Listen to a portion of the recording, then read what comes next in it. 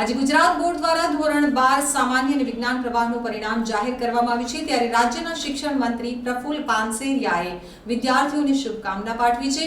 જે વિદ્યાર્થીઓ પરીક્ષામાં ઉત્તીર્ણ નથી થયા તે વિદ્યાર્થીઓએ પણ ખોટું પગલું ન ભરવા માટે નિવેદન કરવામાં આવ્યું છે।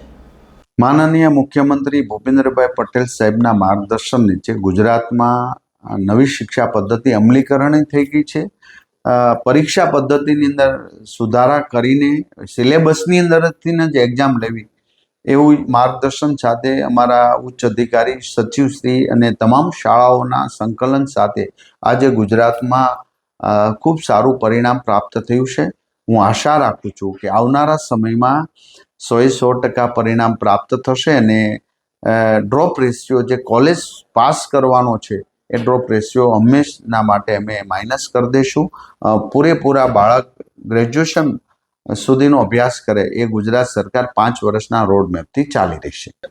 જે બાળક નાપાસ થયા છે, ઓછું પરિણામ આવ્યું છે, ઓછા ટકા આવ્યા એને હું ખુશી મનાવવાની સલાહ આપું છું, કારણ કે તમે જિંદગીની પરીક્ષા નાપાસ નથી થયા।